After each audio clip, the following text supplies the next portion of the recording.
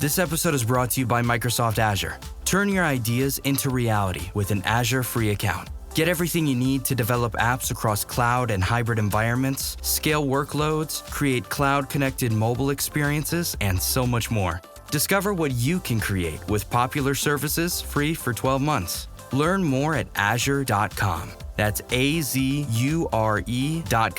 And sign up for a free account to start building in the cloud today. Ryan Reynolds here from Mint Mobile. With the price of just about everything going up during inflation, we thought we'd bring our prices down. So to help us, we brought in a reverse auctioneer, which is apparently a thing.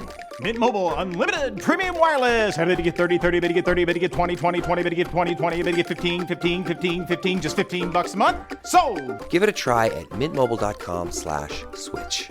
$45 upfront payment equivalent to $15 per month. New customers on first 3-month plan only. Taxes and fees extra. Speed slower above 40 gigabytes. See detail. This episode is brought to you by Honda. When you test drive the all-new Prologue EV, there's a lot that can impress you about it. There's the class-leading passenger space, the clean, thoughtful design, and the intuitive technology. But out of everything, what you'll really love most is that it's a Honda. Visit honda.com/EV to see offers. Thanks for choosing this free Anfield Index podcast. If you'd prefer to listen to this or any of our other shows without adverts, then now's the time to check out Anfield Index Pro. With AI Pro, you can supercharge your entire listening experience. You'll not only get all of our podcasts without the ads, but you'll have them far faster with our Quick Publish feature available exclusively for subscribers. AI Pro also puts you in the heart of our sound studio, with an option to listen to many of our shows live and interact with the podcasters in real time as the shows are recording. Upgrading couldn't be easier. AI Pro is available on all popular podcast platforms. Just head on over to AnfieldIndexPro.com and get started today. Welcome back to the Minefield podcast. This is part 2 of our conversation with Simon Brundish. So we're going to get straight into it, and we hope you listeners enjoy it. Andrew, I want to kind of ask you, Simon's talking about there kind of developing processes and bringing psychologists in to help design the structure for clubs. But the reality is that's going to come down to money as well. And most clubs around the world won't have the facility or the insight to do it or the desire to do it because they won't see the benefit necessarily of it. Like, is that something we as professionals should be going to clubs as whether it's a body or individuals and saying, look, this is what I'm proposing. How can we fit in here? And this is how we see us helping these young people develop, but also your coaches develop the ability to notice things that, so like my background is as a youth worker, like that's where I started. And you start to see when there's something going on beyond what's being presented to you within a young person. And just the simple fact that you can see that, then you can go, take them to the side, everything okay? You know, and they may say yes, they may say no, whatever it might be. Do you think that's something that we should be kind of advocating? Yes. I'm going to make a sort of bold claim right at the moment. I don't know if sports psychology is mature enough as a field right now to be able to set up the kind of infrastructure you're talking about in a way that will create success. And so I think having more sports psychologists around is a great thing and a really good start. I think there's some curriculums and probably some established canon of sports psychology research that would typically be leaned on in terms of what would be beneficial for kids.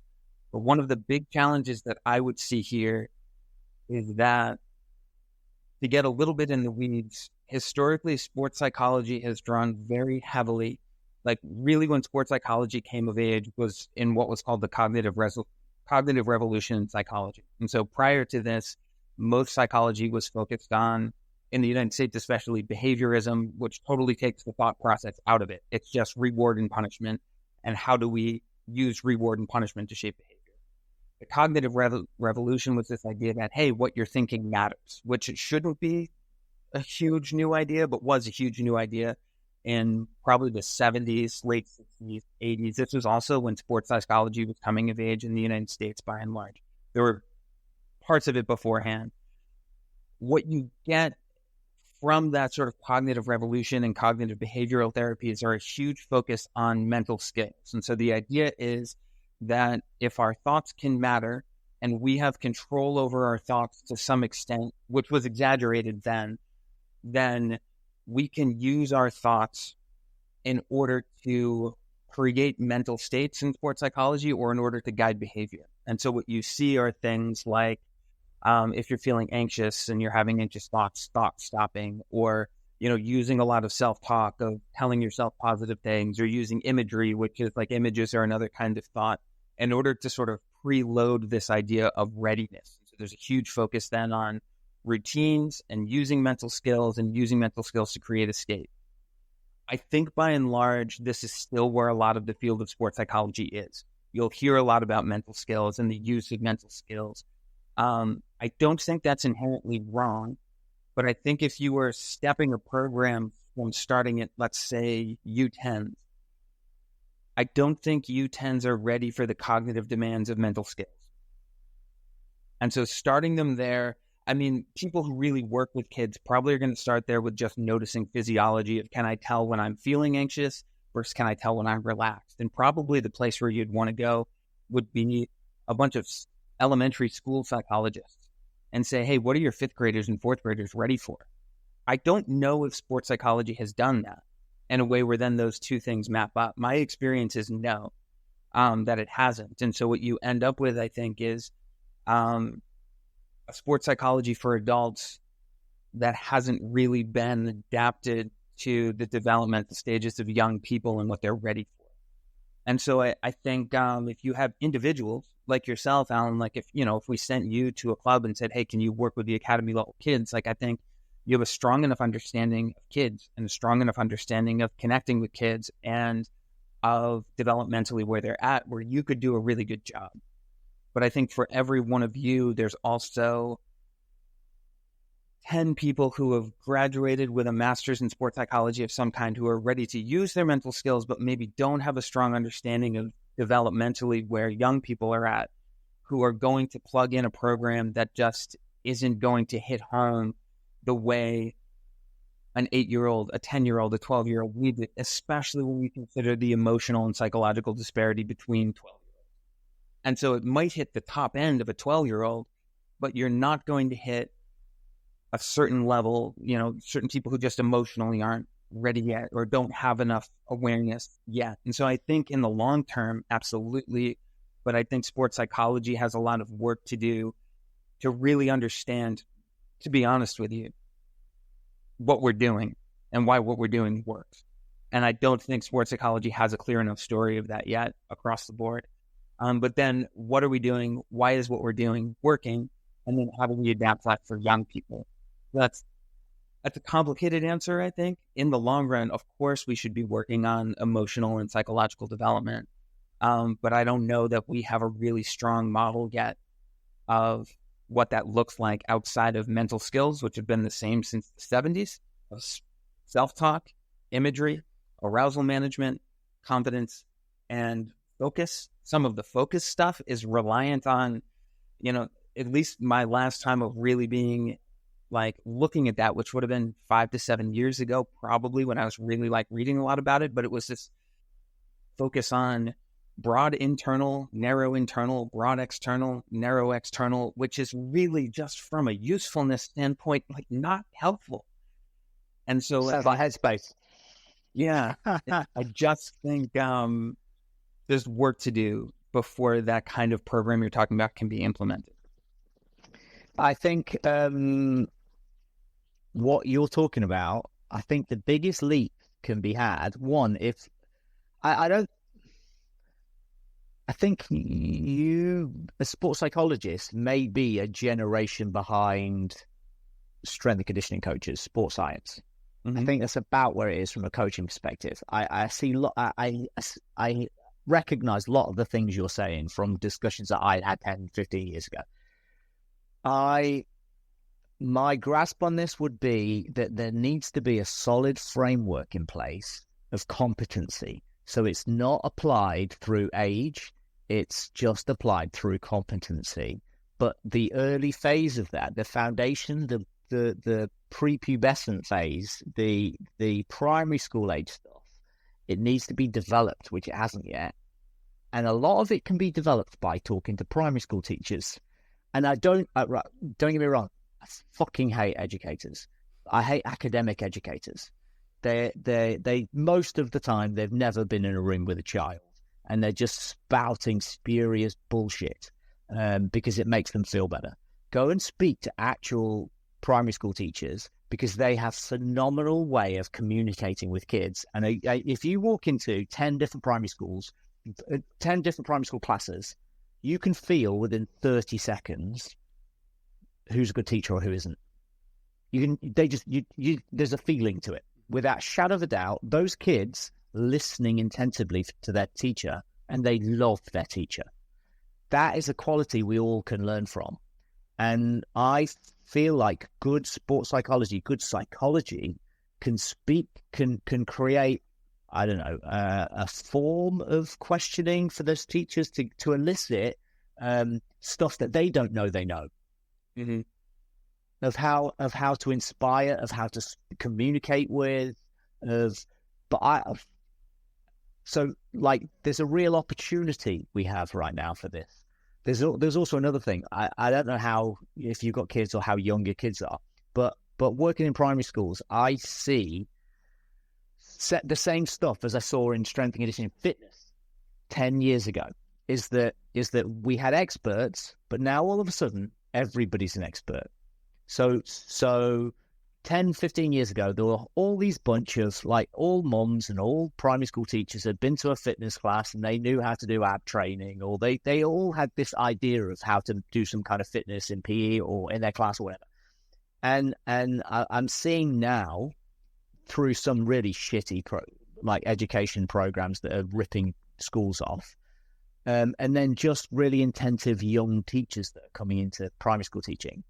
Their focus on mindfulness, their focus on empowering kids to feel, talk about their feelings. It also is good and is terrible in the same way, because you guys are experts, I'm not.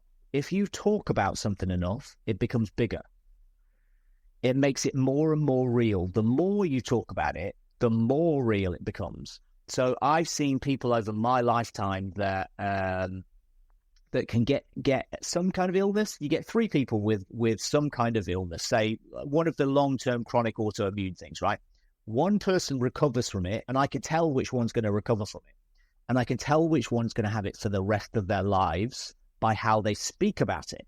And if you speak about it enough, it becomes part of your identity, and it's the thing that kind of manifests in your brain a little bit. I don't know what the psychology of this is, and I'm probably speaking nonsense, and you feel free to shoot me down.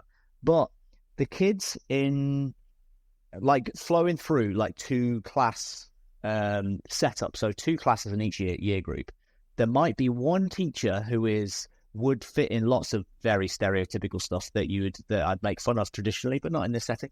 That might be very, very emotional, touchy-feely. Let's talk about our emotions. Their kids, some of those boys, for example, might really benefit from understanding what they're feeling. As 15-year-olds, we don't actually know where this is going yet, because these are, I think, year 2. So your 7-year-olds have probably been through this new phase of this thing, because very often new teachers get in reception. So this new generation of people are qualifying as teachers and going in early. The same as in sports, they get the first kids. And they're talking about their feelings constantly. So now you have kids that only talk about how I feel. How do I feel to this situation? They don't care about anybody else's feelings. It's just how I feel. And as I said to Alan earlier, the worst thing to ever happen to you is the worst thing to ever happen to you. And so now you're going to get teachers that are spending half a day just dealing with this absolute trauma that's happened to this kid because somebody said something a bit mean, So in the long-winded ramblings of somebody that doesn't know what he's talking about, I think it's a really good intent from people that don't know what they're doing to talk about emotions and feelings in this way. If you could give them a framework of how and when and the things to delve into, I think you could fix lots of this stuff we're talking about, because the people with the most contact know what they're talking about then, and they can empower these boys to have this wonderful relationship with emotions and care about one another in a really positive way. Just while I'm rambling, one of the things you said right at the beginning about the negative mindset of boys talking with each other, how they talk to each other and stuff. But my son, he stopped playing for the school team because he was one of those late developers and stuff. But also he likes himself and he doesn't need to be around the negativity. And one of the things that he said to me that really stood out in my mind, and it's affected how I coach, is that he doesn't have anybody he can be embarrassed around. Feel your max with Brooks Running and the all-new Ghost Max 2. They're the shoes you deserve, designed to streamline your stride and help protect your body. Treat yourself to feel-good landings on an ultra-high stack of super comfy nitrogen-infused cushion that takes the edge off every step, every day. The Brooks Ghost Max 2. You know, technically, they're a form of self-care. Brooks, let's run there. Head to brooksrunning.com to learn more.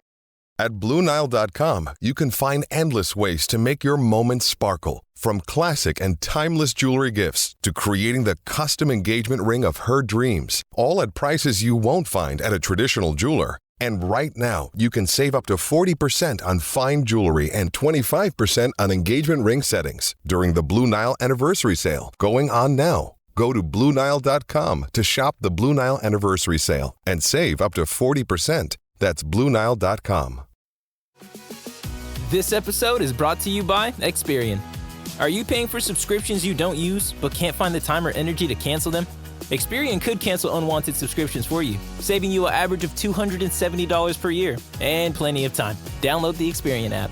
Results will vary. Not all subscriptions are eligible. Savings are not guaranteed. Paid membership with connected payment account required. So he only wants to play for a team with one or two of his mates there, and it's not for confidence. It's so when he makes a mistake, he can turn around and laugh at himself, and somebody will laugh at him too. And they're not being mean to him. They just go, that's ridiculous. And they're all doing it together. And so it just evidences what you're saying right at the beginning. And I think it's really important to have, psychology is always about individual in society or individual in environment, right? And so I think sometimes in Western psychology especially, we're so attentive to the individual that we don't always pay attention to are we mindful of the environment too? And certainly there is social psychology, but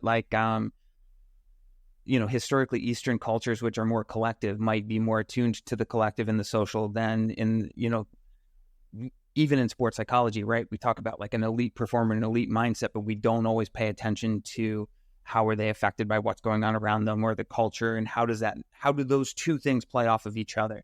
And I think what you're talking about there is really important, because if we're preparing individuals to be very in touch with their emotions, it's also important that we're teaching them to be in touch with those emotions in a way that's then mirrored and responded to in their environment. And so what I mean by that is there's two sides to it, right? Like if I'm working with a 13-year-old boy who's going back to an ice hockey locker room and we're working on talking about your emotions, I'm not going to tell him to turn to the person next to him in that locker room and say, hey, that made me sad. Like, that's not smart, right? That's never going to go well for that kid. And you need to understand, though, that doesn't mean you can never acknowledge your own sadness or communicate about your own sadness. That's exactly what I'm saying. And I think the flip side of that then, too, is what we have as, I've seen this, what you're saying, which is like, as we focus more on individuals' feelings and the importance of those feelings, and we're saying what you feel is important, We're setting up kids who then think, if I bring this up, this will be the center of the attention. This will be the most important. Yeah, it's the most important thing. Because what we're maybe not good at teaching yet is the second step, which is acknowledge what you're feeling. What you're feeling is part of the conversation, but there's a larger conversation. And what else is going on right now? Who else needs something? And so it's like, I think about my 4-year-old, that's how old my son is like, he's doing impressively well with like emotional vocabulary. My wife is a social worker, so the poor kid had no chance, right? He will say to me, like, if I don't give him like a popsicle, like for breakfast, he'll be like, this makes me very sad. And what he needs to know is that, like, good, thank you for letting me know. And it is sad to not get what you want. And you're still not getting the popsicle. Because both of these things can happen at the same time. Is you can be sad, and that's fine, but the world does not need to change and mostly will not change in order to resolve that sadness. And so what does that look like here? Is like, I think being responsive of being able to reinforce, yeah, like it's disappointing to not get what you want. It's hard to not get what you want. It's frustrating to not be able to make your own choices. Because as an adult, if I want a popsicle for breakfast, I'm going to have it, right? Like that's just how it's going to go. Someday that will be your reality too. Most of this world consists of doing things we don't really want to and having outcomes that weren't really the ones we wanted. And so being able to recognize that that's sad and difficult, and you can be connected with other people in that sadness and difficulty is important. But imagining that the world is going to cater to resolve your emotions is not reality. And so how do we do both of these things at the same time? And I think for adults, this is really important too, actually. And something that whenever I'm working with young people, I try to emphasize that not identifying with whatever it is that's going on, as in, if I have an illness, I am not, I'll tell you the best example, right, I have of it. So in Irish, if I was to say, I am sad, the Irish is Tá brón orm. Well, what the literal translation is sadness is upon me. I don't need a VPN. I've got nothing to hide. Ha. This is what I used to tell myself before I hooked up with LibertyShield.com. Not only is my home internet now fully encrypted, but I can now access all the websites I want, whenever I want, and do so from absolutely anywhere. As a Liverpool fan, I love to know I can now watch every match, regardless of whether it's on UK TV or not. My Liberty Shield VPN makes sure nothing is blocked and guarantees me super fast streaming speed throughout that match. You can get connected right now with their software package, which includes a 48-hour no-obligation free trial and instant access to their apps for Apple, Android, Fire TV, PC, Mac and Android TV. Or go a step further like I have and get one of their pre-configured VPN routers. These small but powerful devices allow you to easily connect every device in your home to VPN, making it the perfect solution for smart TVs, Mac boxes and games consoles. Visit LibertyShield.com today and use coupon code AIVPN25 to get 25% off at checkout. It's not I am sad, but there is a sadness on me right now. And it's about trying to recognize that. Because, and Simon, we were talking about this before we went live, you know, we live in a very analytical world. We live in a world that looks for mathematical equations to prove things and to make sure that we understand things better. And that's just not all of life. But part of that problem is because we live in that way of thinking, then young people growing up think that if I do A plus B, I will get C outcome. And then when C outcome doesn't happen, they feel completely immobilized, unable to cope, because what I've always been taught that A plus B has to equal C, and it's not. So if I work really hard, then I'll be successful and I'll be happy. Well, maybe not. You might work really hard and not be successful at all. And that is part of life. So we need to try and break this identifying with the emotion or identifying with what is going on. Acknowledge the emotion, but teaching them, like I said, Andrew, is that there is more elements going on here. And they might be growing up in a household where there is, a complete lack of emotional regulation going on. So we don't know our parents' history. We all just assume when we're growing up that our parents are these, normal people who know how to cope with the world around them and cope with life. And then when we become parents, we realize, fuck, they hadn't got a clue, because I haven't got a clue what I'm doing. And I'm just hoping that I'm doing things as right as I can do at any given moment. So, but going back to some of what you were saying, what we need to do ultimately is take this back into schools so that it is becoming as important in the curriculum, right? That teaching this personal responsibility, this ability to acknowledge my emotions, but I don't have to tell the world, and that I have skills that I can put in place to help me manage the stresses as I go along, and know that I will probably mess up and make mistakes. Then once we get it into the education structures, then we can pull it into the sporting realm, because there'll be a context for it.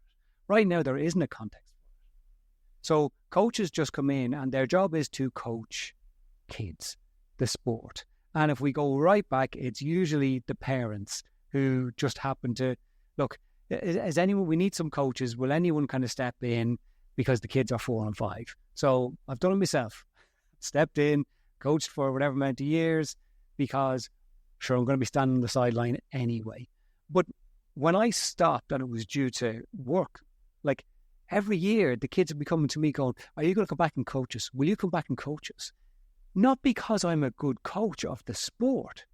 Actually, I'm not a good coach of the sport, but because I was working with kids and giving them space as an adult who was not treating them like a child and do what you're told. It was like, well, what's going on for you? What do you want to do differently? I was asking them questions, and that's something we don't do as adults. We don't ask kids what they want to do about it. So, Andrew, you're a 4-year-old. Yeah, you want to have a popsicle. You can't have one. So what do you want to do about it? You might say, I want to stab you in the face, Dad, but then you can deal with that. Like, that's fine too. But I think what we need to do is start to look at this not as a sports psychology thing, but more as a, how do we build our children's ability to manage the day-to-day stresses? And one of those just happens to be in the sporting arena. I like that. And sport becomes such a great environment to start in and translate out. And you just have so much natural attention. And it's funny, like the number of young men who I've had conversations with who were talking about emotional intelligence and emotional awareness because I'm connected to sport. And if I showed up in their classroom saying I'm a psychologist, not talking about sport, would get tuned out immediately. But when I talk about what I do and how what I do applies to sport, and, like, not that I've worked with like a ton of high-level athletes, but like just that I have worked with some high-level athletes, the attention is different. And, a lot of the calls I get for people, parents looking to get their kids started with me individually, they want their kid in therapy. Often that's important, but the only way their kid will start talking to me on that level is because I have a foot in the world of sport, which makes it more relatable and acceptable. You said this once in one of our other podcasts, Al, but like the last thing any 14-year-old wants is for there to be something wrong with them. Yep. And that's true. And like, the idea with the sports psychology side is like, there doesn't have to be anything wrong with you for us to be working on emotional health, and for us to be working on mental health, and for us to be working on these things. And that's really relieving, I think, for a lot of young people to know. It's like, there doesn't have to be something wrong with me to be talking about things that are hard for me. Some of the stuff we talked about, I think it relates very much to language. And I wonder if Italians are having the same conversations as we are, or any of the Latin languages, because like you were saying in Irish, means something. If you rephrase this thing in a different language, it just means different things, and they have more ways to express these different feelings than we do in English, which is very reductive. Yeah, I think the whole bit of being able to explain this away is with different words and explain it with different language is fascinating. Lads, I think where we're at with this is that we're building a program that we're going to send out to the world for youth athletes and beyond. But like, I know we're talking about this, and I know, Andrew, one of the questions you asked was, what developments have we seen over the last 5 years in terms of the physical for young people and also the mental? And for me, I don't know if there's been a huge amount of development in terms of the psychological side of things. But Simon, because you're in it and you're working directly with young people on a day-to-day basis, are you seeing a shift from the psychological and the physical in terms of the development of young people as athletes? 100%. I just see a big difference psychologically in kids since COVID. I think it's before COVID, we were already identifying kids that came in with iPads. So the kids that have had iPads their whole lives, so if we look at the beginning of iPads invention, and then if you think maybe 3 years from that moment became when parents started to utilize them with the second iPad. They already replaced their original like lucky iPad where they were magical and the only thing in the world to right, well, we've got a spare now. The kid can they can have that. From that moment, the world changed. Kids changed. It did something to their brains, but it also did something to their bodies because they became more sedentary. They sat down more. Their worlds became smaller and more focused at the same time as they became bigger because they had this opportunity for it to become bigger, but they didn't. Their world just became smaller. So when we were kids, we're at different ages, but there will be everybody could talk about Baywatch on Saturday afternoon or something. There'll be some show that everybody had and like even when I was really young, there will be a show that all generations watched at the same time. And that doesn't ever happen now, only in sport. So there's no way, there's no shared experience between generations anymore, which is one of the reasons why you're finding the difference. But why that gap's becoming bigger socially. But with these young kids, despite their world being so massive, that because of whatever algorithms are occurring in iPads and on their phones, that they're being funneled down. You can talk of any kid, say 14-year-old boy, any 14 to 16-year-old boy, they will all have the exact same experiences of which is their favorite YouTubers 8 years ago. And they all watched the same Dan TDM or something. They know all about these weird quirks. So they all still shared this same interest, but it's become so narrow. They all did this really narrow thing. And at the same time, they're not getting these external influences or stimuli. It's all coming from a screen. And I wonder what psychologically you guys, neurologically is happening when they no longer get bored. Kids talk about boredom, but they're never bored. They always have something actively going in their brain. There's never a moment when they have nothing going on. So their brain can actually stop and think about stuff.